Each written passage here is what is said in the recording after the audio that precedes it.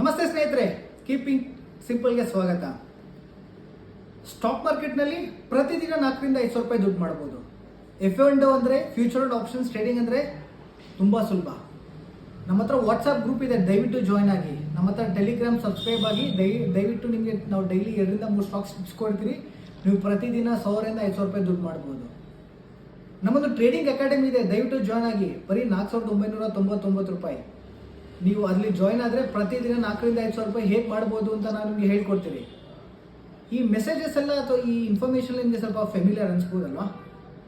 ಹೌದು, ಯಾಕಂದರೆ ಈ ಕೋವಿಡ್ ಅಲ್ಲಿ ಏನು ನಮ್ಗೆ ಸ್ಟಾಕ್ ಮಾರ್ಕೆಟ್, ಭಾರತೀಯ ಸ್ಟಾಕ್ ಮಾರ್ಕೆಟ್ ಕಡಿಮೆ ಆಗಿತ್ತು. 20-25 ಸಾವಿರ ರೂಪಾಯಿ, 20-25 ಪಾಯಿಂಟ್ಸ್ಗೆ ಯಾವಾಗ ಸೆನ್ಸೆಕ್ಸ್ ಬಂತು, ಇದನ್ನ 80 ಸಾವಿರ ಚಿಲ್ಲರೆ ಇದೆ. ಆಲ್ಮೋಸ್ಟ್ ನಿಮಗೆ ಯಾವುದೇ ಸ್ಟಾಕ್ ಆಗಲಿ ಕನಿಷ್ಠ ಪಕ್ಷ 2 ರಿಂದ 3 ಪಟ್ಟು ಜಾಸ್ತಿ ಆಗಿದೆ. ಸೊ ಕೋವಿಡ್ ಲೋ ಅಲ್ಲಿ ಯಾರೇ ಒಂದು ಒಳ್ಳೆ ಕಂಪ್ನಿ ಇನ್ವೆಸ್ಟ್ ಮಾಡಿದ್ರು ಕೂಡ ಇವತ್ತು ಅವರು ದುಡ್ಡು ಏನಿಲ್ಲ ಅಂದರೂ 3 ಪಟ್ಟಿಂದ 4 ಪಟ್ಟು ಆಗಿದೆ. ಅದೇ ರೀತಿಯಲ್ಲೇ ಕಳೆದ 20 ವರ್ಷದಲ್ಲಿ ಎಷ್ಟು ಜನ ಸ್ಟಾಕ್ ಮಾರ್ಕೆಟಲ್ಲಿ ಇನ್ವೆಸ್ಟರ್ಸ್ ಇದ್ರಲ್ಲ, ಅಷ್ಟೇ ಈಕ್ವಲ್ ನಂಬರ್ ಕಳೆದ 3 ರಿಂದ 4 ವರ್ಷದಲ್ಲಿ ಅಷ್ಟೇ ಜನ ಸ್ಟಾಕ್ ಮಾರ್ಕೆಟ್ ಒಳಗಡೆ ಬಂದಿದ್ದಾರೆ. ಇದು ಏನಕ್ಕಾಗಿದೆ ಅಂತ ಹೇಳಿದ್ರೆ, ಸರಿಸುಮಾರು 1990-95 ವರ್ಷದಲ್ಲಿ ಅಥವಾ 1990 ಅದಕ್ಕೆ ಮುಂಚೆ ಏನಾಗಿತ್ತು ಅಂದರೆ, ಸ್ಟಾಕ್ ಮಾರ್ಕೆಟಲ್ಲಿ ಇಷ್ಟು ಇನ್ವೆಸ್ಟ್ ಮಾಡೋದು ಸುಲಭ ಆಗಿರಲಿಲ್ಲ. ಅದಾದಮೇಲೆ ಇಷ್ಟು ಇನ್ಫಾರ್ಮೇಷನು ಯಾರ ಹತ್ರನೂ ಇರ್ತಾ ಇರಲಿಲ್ಲ. ಬಟ್ ಇವಾಗ ಕಳೆದ ಸುಮಾರು 5 ರಿಂದ 6 ವರ್ಷದಲ್ಲಿ ನಿಮ್ಗೆ ಏನೀಗ ಸ್ಮಾರ್ಟ್ ಫೋನ್ ಅಥವಾ ನಿಮಗೆ ಇಂಟರ್ನೆಟ್ ಎಲ್ಲ ಫ್ರೀಯಾಗಿ ಬಂದಿದೆ ಅಲ್ಲ, ಇದರಲ್ಲಿ ಏನಾಗಿದೆ ಅಂತ ಹೇಳಿದ್ರೆ ಇನ್ಫಾರ್ಮೇಷನ್ ತುಂಬ ಜಾಸ್ತಿ ಆಗಿದೆ. Are you are loaded with complete information. ಆಮೇಲೆ ಮೊದಲನೇ ಥರ ನಿಮಗೆ ಬ್ರೋಕಿಂಗ್ ಅಕೌಂಟ್ ಓಪನ್ ಮಾಡೋದೆಲ್ಲ ಕಬ್ಬಿಣದ ಗಡ್ಡೆ ಇಲ್ಲ. ನೀವು ಕುಂತಿರೋ ಜಾಗದಲ್ಲೇ ಒಂದು ಆ್ಯಪ್ ಡೌನ್ಲೋಡ್ ಮಾಡಿ, ಯಾವುದೇ ಬ್ರೋಕರ್ ಆ್ಯಪ್ ಡೌನ್ಲೋಡ್ ಮಾಡಿ ನಿಮ್ಮ ಆಧಾರ್ ಕಾರ್ಡ್, ಪ್ಯಾನ್ ಕಾರ್ಡ್ನ ಅಥೆಂಟಿಕೇಟ್ ಮಾಡಿದ್ರೆ ಪ್ರಾಬಬ್ಲಿ ನಿಮಗೆ ಅರ್ಧ ಗಂಟೆಯಲ್ಲಿ ನಿಮ್ಮ ಟ್ರೇಡಿಂಗ್ ಅಕೌಂಟ್ ಓಪನ್ ಆಗಿದೆ. ನೀವು ಒಂದು 2 ಅವರಲ್ಲಿ ನೀವು ಸ್ಟಾಕ್ಸ್ನ ನೀವು ಗೂಗಲ್ ಪೇ ಅಥವಾ ನೀವು UPI ಟ್ರಾನ್ಸಾಕ್ಷನ್ ಮುಖಾಂತರ ಮಾಡಿ ನೀವು ಯಾವ ಸ್ಟಾಕ್ಸ್ ಬೇಕೋ ಅದನ್ನು ತೊಗೊಬೋದು. ತುಂಬ ಸಲ ಆಶ್ಚರ್ಯ ಏನಾಗಿದೆ ಅಂದರೆ, ನೀವು ಭಾರತೀಯ ಸ್ಟಾಕ್ ಅಲ್ಲ, ನೀವು ಮನೇಲಿ ಕುತ್ಕೊಂಡು ನೀವು ಅಮೇರಿಕಲ್ಲಿರೋ ಕಂಪ್ನಿ ಗೂಗಲ್, ಫೇಸ್ಬುಕ್, ಟೆಸ್ಲಾ ಆ ಥರ ಕಂಪ್ನಿ ಶೇರ್ಸ್ನ ತೊಗೊಬೋದು. ಕೆಲವು ಬ್ರೋಕರ್ಸ್ ಅದನ್ನು ಆಫರ್ ಮಾಡ್ತಾರೆ. ಯಾವಾಗ ನಿಮಗೆ ಈ ಎಂಟೈರ್ ಟ್ರಾನ್ಸಾಕ್ಷನ್ ಇಷ್ಟು ಸುಲಭ ಆಯಿತು, ಅಲ್ಲಿ ಓವರ್ ಕಾನ್ಫಿಡೆನ್ಸ್ ಅನ್ನೋದು ತುಂಬ ಬಂದೇ ಬರುತ್ತೆ. ಈ ಓವರ್ ಕಾನ್ಫಿಡೆನ್ಸ್ನ ನಾವು ಆಲ್ರೆಡಿ ರೀಚ್ ಆಗಿದ್ದೀರಾ ಅಂದರೆ ಹೌದು. ನೀವು ಯಾವಾಗ ಈ ಥರ ಮೆಸೇಜಸ್ ಎಲ್ಲ ನೋಡ್ತಾ ಇರ್ತೀರಲ್ಲ, ಇದೆಲ್ಲ ನೋಡಿದ್ರೆ ಹೌದು ನಾವು ಮಾರ್ಕೆಟಲ್ಲಿ ಓವರ್ ಕಾನ್ಫಿಡೆನ್ಸ್ಗೆ ಬಂದಿದ್ದೀರಿ. ಸ್ನೇಹಿತರೆ, ನನಗೆ ಒಂದು ಮಾತು ಹೇಳಿ, ನೀವು ಎಲ್ಲನ ಕೆಸಿನೋ ಅಥವಾ ಜೂಜ್ ಅಡ್ಡೆ ಅಂತ ಹೇಳ್ಬೋದು, ಅಥವಾ ನಮ್ಮ ಕನ್ನಡದಲ್ಲಿ ಅಥವಾ ಹೇಳಬೇಕಂದ್ರೆ ಎಲ್ಲ ನಮ್ಮ ಹಿಸ್ಪಿಟ್ ಕ್ಲಬ್ ಅಂತ ಹೇಳ್ತಾರೆ, ಕಾರ್ಡ್ಸ್ ಆಡೋ ಕ್ಲಬ್ ಅಂತಾರಲ್ಲ, ಈ ಕ್ಲಬ್ಬಲ್ಲಿ ಅಥವಾ ಈ ಕೆಸಿನೋಲ್ಲಿ ಯಾರನ್ನ ಹೋಗಿ ದುಡ್ಡು ಮಾಡಿರೋದನ್ನ ನೋಡಿದ್ದೀರಾ? ಖಂಡಿತ ಇಲ್ಲ. ಯಾವಾಗಲೂ 100 ಜನ ಹೋದರೆ ಯಾರಿಗೋ ಇಬ್ಬರದ್ದು ಲಕ್ ಚೆನ್ನಾಗಿರುತ್ತೆ, ದುಡ್ಡು ಮಾಡ್ಕೊಂಡು ಬರ್ತಾರೆ. ಆದರೆ ಸ್ನೇಹಿತರೆ, ದುಡ್ಡು ಮಾಡಿದ ನಂತರ ಅವ್ರಿಗೆ ಒಂದ್ಸಲ ಚಟ ಹತ್ತಿದ ಮೇಲೆ ವಾಪಸ್ ಹೋಗಿ ಆ ದುಡ್ಡನ್ನ ಕಳ್ಕೊಂತಾರೆ. ಹೌದಾ ಅಲ್ವಾ? ಅದೇ ರೀತಿಯಲ್ಲೇ ಈ stock market trading, intraday trading, future and options, ಪೆನಿ stocks ಮತ್ತೊಂದು ಮಗದೊಂದೆಲ್ಲ ಇದೇ ಕ್ಯಾಟಗರಿಯಲ್ಲೇ ಬರುತ್ತೆ.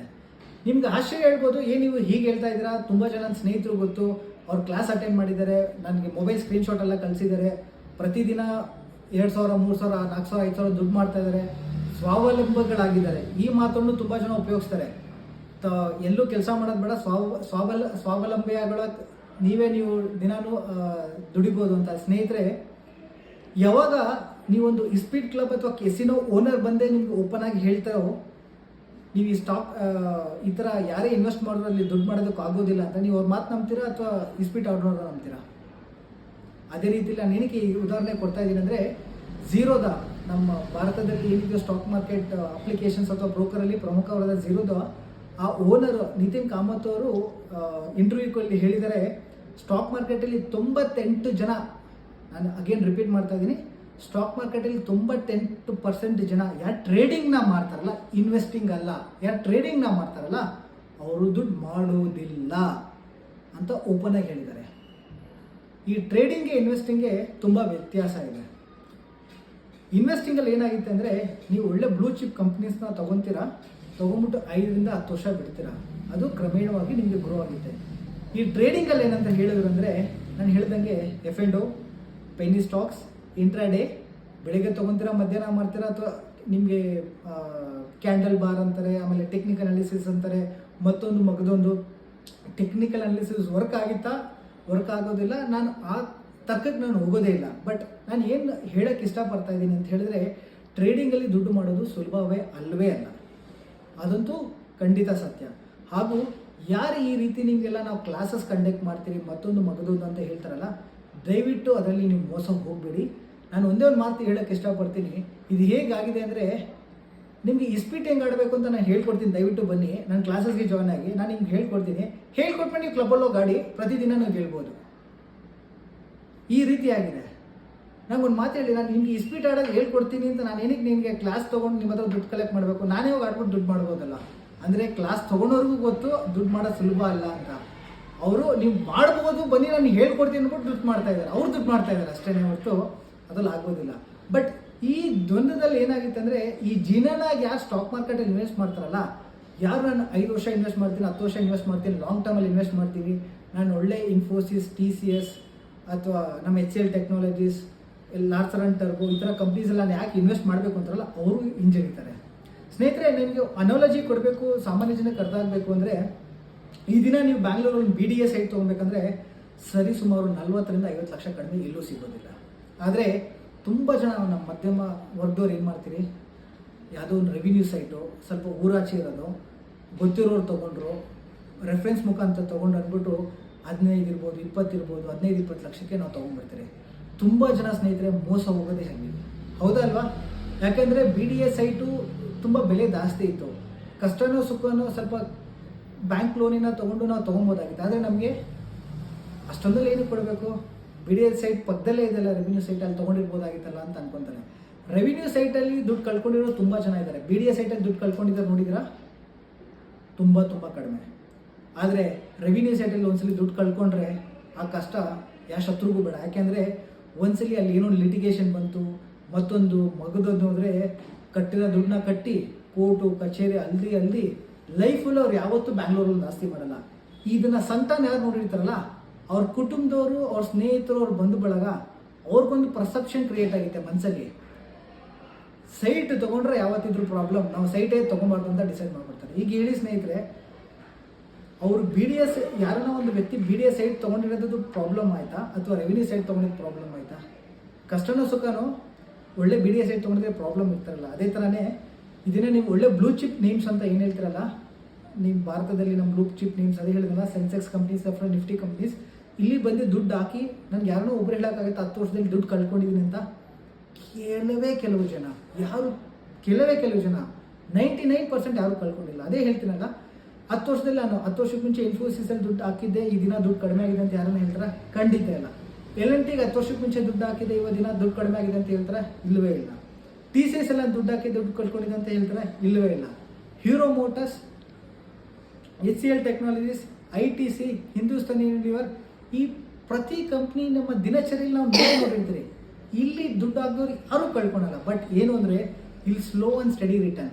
ನೀವು ಇಲ್ಲಿ ದುಡ್ಡು ಹಾಕಿದ್ರೆ ನಿಮ್ಮ ದುಡ್ಡು ಸರಿಸುಮಾರು 15-20% ಗ್ರೋ ಆಗ್ಬೋದೇನೋ ವರ್ಷಕ್ಕೆ. ನಾನು ಹೇಳ್ತಾ ಇರೋದು ವರ್ಷಕ್ಕೆ. ಬಟ್ ಅಷ್ಟು ಕಾಯೋ ಪೇಷನ್ಸ್ ಯಾರಿಗೂ ಇಲ್ಲ. ಎಲ್ಲರಿಗೂ ಏನಂತಾರೆ, ಫಟಾಫಟ್ ಈಗಲೇ ಸ್ಪಾಟಲ್ಲೇ ಇಡ್ರ, ಸ್ಪಾಟಲ್ಲೇ ಬಹುಮಾನ. ನಾನು ಇವತ್ತು ದುಡ್ಡು ಹಾಕ್ತೀನಿ, ಮುಂದಿನ ತಿಂಗಳಲ್ಲಿ ಡಬಲ್ ಆಗಬೇಕು. ಈ ದಿನ ಈ ಥರ ಯಾವಾಗ ಮಾಡ್ತೀನೋ ಆ ರೀತಿಯಲ್ಲಿ ಅದನ್ನು ದುರುಪಯೋಗ ಪಡಿಸ್ಕೊಳೋದಕ್ಕೆ ಈ ತುಂಬ ನಿಮಗೆ ಟ್ರೈನಿಂಗ್ ಇನ್ಸ್ಟಿಟ್ಯೂಟ್ಸ್ ಆಗಿರ್ಬೋದು, ಈ ಟೆಲಿಗ್ರಾಮ್ ಚಾನಲ್ಸ್ ಆಗಿರ್ಬೋದು, ವಾಟ್ಸಪ್ ಗ್ರೂಪ್ಸ್ ಆಗಿರ್ಬೋದು, ಇದೆಲ್ಲ ಉಟ್ಕೊಂಡಿದೆ. ನಾನು ಸ್ನೇಹಿತರೆ ಒಂದೇ ಒಂದು ಮಾತು ಹೇಳ್ತೀನಿ, slow and steady wins the race ಅಂತಾರಲ್ಲ. ಸೊ ಅದು ಈ ಸ್ಟಾಕ್ ಮಾರ್ಕೆಟ್ ಇನ್ವೆಸ್ಟಿಂಗಲ್ಲಿ ತುಂಬ ಮುಖ್ಯವಾದದ್ದು. ಯಾಕೆಂದರೆ ಹೇಳಿದ್ರೆ, ನಾನು ಪ್ರತಿದಿನ ನನ್ನ ಸ್ನೇಹಿತರಾಗಿರ್ಬೋದು, ನನ್ನ ಕ್ಲೋಸ್ ಸರ್ಕಲಲ್ಲಿ ಆಗಿರ್ಬೋದು, ಅವ್ರಿಗೆ ನಾನು ಯಾವತ್ತೂ ಹೇಳೋದು ಇಷ್ಟೇ, ದಯವಿಟ್ಟು ಒಳ್ಳೆ ಮ್ಯೂಚುವಲ್ ಫಂಡಲ್ಲಿ ಇನ್ವೆಸ್ಟ್ ಮಾಡಿ. ನಿಮಗೆ ಮ್ಯೂಚುವಲ್ ಫಂಡಲ್ಲಿ ಒಂದೇ ಸಲ ನಿಮಗೆ 1 ಲಕ್ಷ 2 ಲಕ್ಷ ಮಾಡೋಕ್ಕಾಗಿಲ್ಲ ಅಂದರೂ ಪರವಾಗಿಲ್ಲ. SIP ಮುಂದಿನ ವೀಡಿಯೋಸಲ್ಲಿ ನಾವು SIP ಏನಂದರೆ ಏನು, STP ಅಂದರೆ ಏನು, ಸ್ಟೆಪ್ ಅಪ್ SIP ಅಂದರೆ ಏನಂತ ಅದನ್ನೆಲ್ಲ ತಿಳಿಸೋಣ. ಇದರಲ್ಲಿ ಇನ್ವೆಸ್ಟ್ ಮಾಡಿದ್ರೆ ಪ್ರತಿ ತಿಂಗಳು ನಿಮ್ಮದು 500, 1000, 2000, 3000, 5000 ಇನ್ವೆಸ್ಟ್ ಮಾಡಿದ್ರೆ 5-10 ವರ್ಷ ಮಾಡ್ಕೊಂಡು ಹೋಯ್ತು ಅಂದರೆ ನಿಮ್ಗೊಂದು ಫೈನಾನ್ಷಿಯಲ್ ಡಿಸಿಪ್ಲಿನ್ ಬರುತ್ತೆ. ಅದೇ ನಂತರ ಈ ಅಮೌಂಟು ತುಂಬ ಗ್ರೋ ಆಗುತ್ತೆ. ಆದರೆ ಲಾಸ್ಟ್ ಒಂದು ವಿಷಯ ಹೇಳಕ್ಕೆ ನಾನು ಇಚ್ಛಿಸ್ತೀನಿ. ನಿಮಗೆ ಬಂಗಾರ ತೊಗೊಬೇಕು ಅಂತ ಹೋದಾಗ ನಿಮಗೆ ಅಪರಂಜಿ ಚಿನ್ನನೂ ಸಿಗುತ್ತೆ, ಕಾಗೆ ಬಂಗಾರ ಕೂಡ ಸಿಗುತ್ತೆ. ನಿಮ್ಗೆ ಅಪರಂಜಿ ಚಿನ್ನ ಅಂತ ಹೇಳಿದ್ರೆ ನಮ್ಮ ಭಾರತದಲ್ಲಿರೋ ಬ್ಲೂ ಚಿಪ್ ನೇಮ್ಸ್. ಈಗ ಅಪರಂಜಿ ಚಿನ್ನ, ಯಾವತ್ತಿಗೂ ಅಪರಂಜಿ ಚಿನ್ನಕ್ಕೆ ಬೆಲೆ ಜಾಸ್ತಿ ಇದೆ. ಆದರೆ ತುಂಬ ಜನ ನಮ್ಮಲ್ಲಿ ಹೇಗೆ ಮೋಸ ಹೋಗ್ತಾರೆ ಅಂದರೆ, ಈ ಚಿನ್ನ ತುಂಬ ಕಡಿಮೆ ಇದೆ, ಇಲ್ಲಿ ಮೇಕಿಂಗ್ ಚಾರ್ಜ್ ತುಂಬ ಕಡಿಮೆ ಇದೆ, ಇಲ್ಲಿ 10 ಗ್ರಾಮ್ ತೊಗೊಂಡ್ರೆ 2 ಗ್ರಾಮ್ ಫ್ರೀ ಕೊಡ್ತಾರೆ ಅಂದ್ಬಿಟ್ಟು ತುಂಬ ಜನ ಕಾಗೆ ಬಂಗಾರ ತಗೊತಾರೆ. ಸೊ 100 ಜನದಲ್ಲಿ ತುಂಬ ಜನ ಯಾವಾಗ ಫ್ರೀ ಇದೆ ಜಲ್ದಿ ಮಾಡ್ಬೋದು ಅಂದರೆ ತುಂಬ ಭಾಗಶಃ 60-70 ಜನ ಅಲ್ಲಿಗೆ ಹೋಗ್ತಾರೆ. ಆದರೆ ದಯವಿಟ್ಟು ಲಾಜಿಕಲ್ ಯೋಚನೆ ಮಾಡಿ, ದುಡ್ಡು ಮಾಡೋದಷ್ಟು ಸುಲಭ ಆಗಿದ್ರೆ ಇದನ್ನು ಯಾರೂ ಜಗತ್ತಿನಲ್ಲಿ ಕೆಲಸ ಕಾರ್ಯ ಯಾರೂ ಮಾಡ್ತಾ ಇರಲಿಲ್ಲ. ಈ ಇನ್ಫಾರ್ಮೇಷನ್ ಹೇಳಿ ಮುಂದಿನ ವೀಡಿಯೋಲಿ ನಾವು SIP ಅಂದ್ರೇನು, STP ಅಂದ್ರೇನು, ಸ್ಟೆಪ್ ಆಫ್ ಸ್ಟೆಪ್ ಅಂದ್ರೇನು, ಸ್ಲೋ ಅಂಡ್ ಸ್ಟಡಿ ನಾವು ಪ್ರತಿ ತಿಂಗಳು ಡಿಸಿಪ್ಲಿನಲ್ಲಿ ಒಳ್ಳೆ ಮ್ಯೂಚುವಲ್ ಫಂಡಲ್ಲಿ ಡೈವರ್ಸಿಫೈಡ್ ಮ್ಯೂಚುವಲ್ ಫಂಡಲ್ಲಿ ದುಡ್ಡು ಹಾಕಿದ್ರೆ ಹೇಗೆ ನಾವು ದುಡ್ಡು ಮಾಡ್ಬೋದು ಅನ್ನೋದನ್ನ ನಾವು ತಿಳಿಸ್ಕೊಡೋಣ. ತುಂಬ ಥ್ಯಾಂಕ್ ಯು. ನಮಸ್ತೆ.